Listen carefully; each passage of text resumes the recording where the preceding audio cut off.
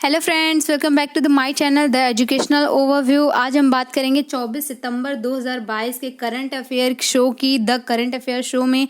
आइए इसके बारे में कुछ डिटेल से जानते हैं। उसके पहले अगर आपको मेरी ये वीडियो पसंद आती हो तो प्लीज़ मेरे चैनल को सब्सक्राइब करें, वीडियो को लाइक और शेयर करें। आइए जान लेते हैं कि आज का मोटिवेशन क्या है। द एजुकेशनल ओवरव्यू में आज का जो मोटिवेशन है वो क्या है, उसके बारे में जानते हैं और जानते हैं कि आज क्या खास है 24 सितंबर के करंट अफेयर में। तो आज का मोटिवेशन है थिंक बिग, बड़ा सोचिए। Think big, trust your self and make it happen. बड़ा सोचिए, अपने आप पे भरोसा रखिए और उसके लिए हार्डवर्क करिए ताकि वो चीज़ आपकी हो। तो आज का यही मोटिवेशन है, बहुत ही तगड़ा मोटिवेशन है। Think big, trust your self and make it happen. आइए जान लेते हैं कि आज का फर्स्ट क्या है करंट में। सितंबर 2022 को किस राज्य सरकार ने भारत का पहला डुगोंग कंजर्वेशन रिजर्व को अधिसूचित किया है, मतलब स्थापना के लिए मंजूरी दे दी है। तो आपके माइंड में चल रहा होगा कि ये डुगोंग क्या होता है, तो आपको बता दीजिए डुगोंग होता है वह समुद्री गाय के नाम से जाना जाता है भारत में, और यह एक स्तनधारी वर्ग का जानवर है, पशु है। मीन्स इसको जो स्तनधारी सरीसृप ना होकर यह स्तनधारी वर्ग का है। और इसे पूछा गया था हाल ही के प्री एग्जाम्स में, आईएएस के मेंस प्री में एग्जाम में ये पूछा गया था। और ये जो अधिसूचित है तमिलनाडु के अंदर इसको अधिसूचित किया गया है, मीन्स संस्थापना के लिए मंजूरी दे दी गई है। और जो डुगोंग संरक्षण केंद्र है, डुगोंग संरक्षण केंद्र, डुगोंग को बचाना मतलब संरक्षण में बचाना। क्यों बचाना? क्योंकि जो मछलियों के जो लगाए जाए जो जाल होती है उसमें जो डुगोंग होते हैं वो फंस के उसकी क्या होती है, मृत्यु हो जाती है। उसी से वो जो उसका संवेदनशील एरिया है उसमें ये जाल न लगाने का इसका उद्देश्य है, इसको बचाने का। इसको डुगोंग को काउसी भी बोलते हैं जो स्तनधारी वर्ग से रिलेटेड है। और IUCN की एक रेड डाटा बुक आती है जिसमें इसको जो डुगोंग है उसको एक संवेदनशील की श्रेणी में रखा गया है। और ये भारत का जो पहला डुगोंग संरक्षण केंद्र है वो तमिलनाडु में स्थापित किया जाएगा। और तमिलनाडु में कहाँ स्थापित किया जाएगा? जो पाक की खाड़ी है उसके अंदर इसको स्थापित किया गया। तमिलनाडु के अंदर एक पाक की खाड़ी आती है, वहाँ पे इसको स्थापित किया जाएगा। आइए जान लेते हैं कि क्या सेकंड क्या है। सेकेंड है tiger project, elephant project, dolphin project. तो आपको बता दें ये बहुत ही इंपॉर्टेंट है यूपी पेट के लिए। यूपी जो पेट के एग्जाम्स है उसके लिए बहुत इंपॉर्टेंट है कि टाइगर प्रोजेक्ट, एलिफेंट प्रोजेक्ट और डॉल्फिन प्रोजेक्ट कब लॉन्च हुआ था। तो आपको बता दें जो टाइगर प्रोजेक्ट है वो 1973 के अंदर लॉन्च हुआ था, और एलिफेंट प्रोजेक्ट 1992 में, और डॉल्फिन जो प्रोजेक्ट है 2009 में से लॉन्च किया गया था। जो डॉल्फिन संरक्षण केंद्र है वो कहाँ है, कहाँ स्थापित किया गया है? तो आपको बता दें हाल ही में मैंने एक बताया था, पटना बिहार के अंदर इस डॉल्फिन संरक्षण केंद्र को स्थापित किया गया है। और जो नेशनल डॉल्फिन डे होता है वो 5 अक्टूबर 2009 से इसकी स्टार्टिंग होती है, 5 अक्टूबर को प्रतिवर्ष मनाया जाता है। खाद्य संग्रहालय कहाँ स्थित है? खाद्य जो संग्रहालय वो तंजावुर में स्थित है। नेक्स्ट जानते हैं कि नेक्स्ट क्या है। मुकुर्थी, मधुमलाई, मन्नार की खाड़ी राष्ट्रीय उद्यान कहाँ पे है? तो आपको बता दीजिए जो तीनों राष्ट्रीय उद्यान हैं वो तमिलनाडु के अंदर हैं। राष्ट्रीय समुद्री विरासत संग्रहालय कहाँ स्थापित किया गया है? तो आपको हाल ही में मैंने इस बात पे चर्चा भी की थी कि लोथल जो गुजरात है, जो हमारा सभ्यता है, सिंधु घाटी सभ्यता, जो लोथल, कालीबंगा और ये सब जहाँ पे पाए गए हैं, लोथल में ही समुद्री विरासत संग्रहालय की स्थापना की गई है। आइए जान लेते हैं नेक्स्ट क्या है। 2 अक्टूबर से 25 जनवरी 2023 तक किस राज्य में खेल महाकुंभ का आयोजन किया गया है?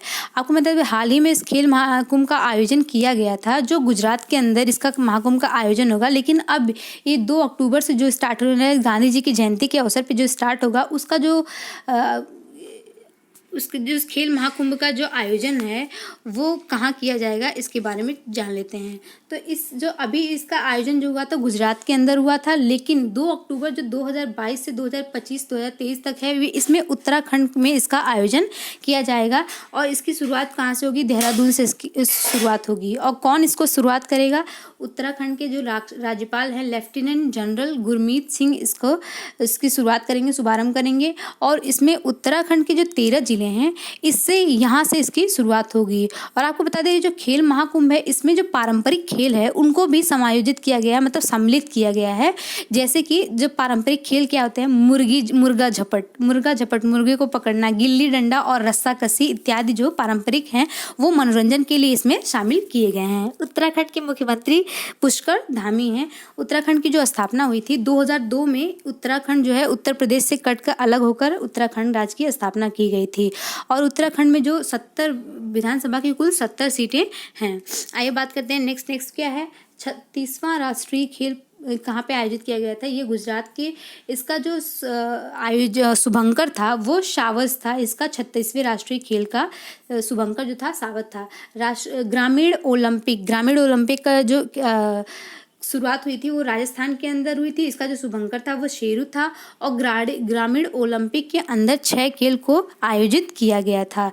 खेलो इंडिया यूथ गेम्स जो है ये 4th नंबर का खेलो इंडिया यूथ गेम जो 4th नंबर का क्रम का था, और ये पंचकुला हरियाणा में इसके आयोजन हुआ था, और जीतने वाला जो राज्य था वो भी हरियाणा ही था। इसका जो शुभंकर था खेलो इंडिया यूथ गेम्स का, उसका जो शुभंकर था वो धाकड़ था। आइए बात करते हैं नेक्स्ट क्या है, 23 सितंबर 2022 को कौन हॉकी इंडिया के अध्यक्ष चुने गए हैं। तो आपको बता दें, बहुत ही हॉकी इंडिया के जो अध्यक्ष हैं उनका जो नाम है दिलीप तिर्की जो थे, इनको शामिल किया गया है, क्योंकि दिलीप तिर्की हॉकी में सबसे अधिक मैच खेलने वाले भारतीय खिलाड़ी हैं। इनको बहुत याद है, बहुत इंपॉर्टेंट नाम है दिलीप तिर्की का। आइए जान लेते हैं कि हॉकी इंडिया की जो स्थापना हुई थी 2009 में इसकी स्थापना हुई थी। इसका जो मुख्यालय है वो दिल्ली में इसका मुख्यालय है, और जो इसके हेड बनाए गए हैं, जो नियुक्त किए गए हैं, वो दिलीप तिर्की जी हैं। ये भारतीय खिलाड़ी है जो सर्वाधिक हॉकी मैच खेला है। ये पूर्व में मतलब भूतकाल में यह भारत के हॉकी के कैप्टन भी रह चुके हैं, और इनको निर्विरोध बिना किसी विरोध के इन्हें अध्यक्ष चुना गया है। आइए बात करते हैं नेक्स्ट क्या है, अखिल भारतीय फुटबॉल महासंघ के अध्यक्ष कल्याण चौबे FID के उपाध्यक्ष। बता दें तो ये जो FIDE है वो शतरंज से रिलेटेड है, और जो शतरंज के बॉस हैं विश्वनाथ आनंद को इसे उपाध्यक्ष चुना गया है। अंतर्राष्ट्रीय भारोत्तोलक महासंघ के अध्यक्ष जो हैं मोहम्मद जरूद को चुना गया है। इंटरनेशनल हॉकी फेडरेशन का मुख्यालय जो कहाँ पे है, तो आपको बता दें इंटरनेशनल हॉकी का फेडरेशन का जो मुख्यालय है वो ल्यूशाने जो स्विट्जरलैंड के अंदर स्थित है, वहाँ पे इसका मुख्यालय है। आइए बात करते हैं नेक्स्ट पे, सितंबर 2022 को किसे एशिया पॉम ऑयल अलायंस का पहला अध्यक्ष चुना गया है। तो आपको बता दीजिए जो एशिया पॉम ऑयल अलायंस है इसकी जो स्थापना कब हुई थी। तो आपको बता दीजिए पहली बात तो ये अतुल चतुर्वेदी को चुना गया है, और ये APOA जो एशिया पॉम ऑयल अलायंस है इसकी स्थापना 21 सितंबर 2022 को, बहुत इंपॉर्टेंट है क्योंकि इसका जो स्थापना है हाल ही के 2-3 दिन पहले इसकी स्थापना हुई है, और इसके जो पहले अध्यक्ष को चुना गया है वो अतुल चतुर्वेदी हैं।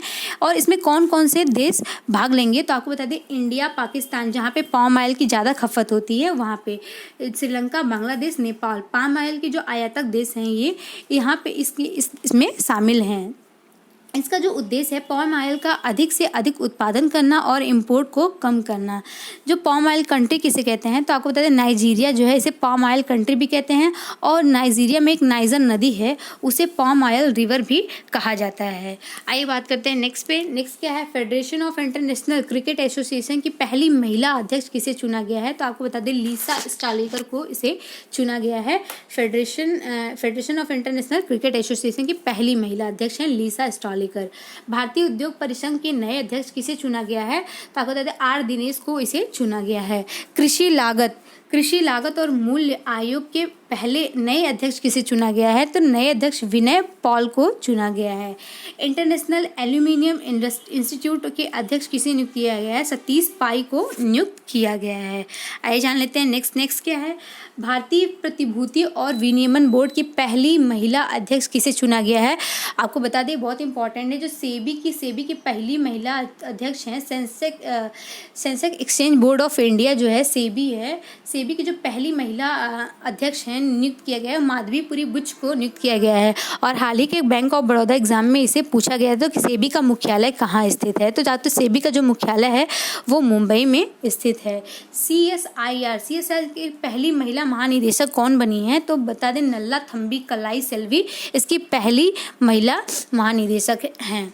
आइए बात करते हैं नेक्स्ट क्या है, सितंबर 2022 को रक्षा मंत्रालय ने सतह पर मार करने में सक्षम दोहरी भूमिका वाली ब्रह्मोस मिसाइल के लिए किसके साथ अनुबंधन हस्ताक्षर किए हैं। तो आपको बता दीजिए जो ब्रह्मोस मिसाइल है वो ब्रह्मोस मिसाइल जो है वो ब्रह्मोस एरोस्पेस प्राइवेट लिमिटेड के साथ इसका अनुबंधन पर हस्ताक्षर किया है। और ये बहुत इंपॉर्टेंट क्वेश्चन है क्योंकि ये हाल ही के रक्षा मंत्रालय से रिलेटेड, डिफेंस मिनिस्ट्री से रिलेटेड है। आइए जान लेते हैं कि क्या है। जो रक्षा मंत्रालय है वो ब्रह्मोस एरोस्पेस प्राइवेट लिमिटेड के साथ समझौता किया है। ये जो समझौता है वो 1700 करोड़ की समझौता है। और जो ब्रह्मोस मिसाइल है ये कैसी मिसाइल है? ये जो मिसाइल है क्रूज मिसाइल है जो फायर टू फॉरगेट, मतलब एक बार मारो और भूल जाओ। इस मिसाइल की एक खास बात है कि इसको एक बार जहाँ पे इसका टारगेट लग जाता है, अगर टारगेट उसका भागता है तो ये मिसाइल उसका पीछा करके उसको टारगेट को हिट करता है। मतलब एक अगर ये दाएं मुड़ता है तो वो मिसाइल भी ऑटोमेटिक दाएं मुड़ जाएगा। इसकी ये खास बात है कि ये ऑटोमेटेड रिलेटेड है और अपने टारगेट को ही सिर्फ लक्ष्य करती है, भेदने में सक्षम है, हिट करती है। तो इसकी जो क्षमता है, इस क्रूज ब्रह्मोस क्रूज की जो क्षमता है वो 290 किलोमीटर है और इसको स्पीड है 2.8 मैचेस इसकी स्पीड है। और ये कैसी मिसाइल है? सुपरसोनिक मिसाइल है। इसका जो निर्माण है, ब्रह्मोस जो मिसाइल का निर्माण है भारत और रूस के द्वारा किया गया था, मिलकर किया गया था, ये भारत और रूस द्वारा। और आपको बताते हैं जो भारत की ब्रह्मपुत्र नदी और रूस की मॉस्कोवा नदी को मिला के ही इस ब्रह्मोस का निर्माण किया गया है। Thank you for watching my video friends.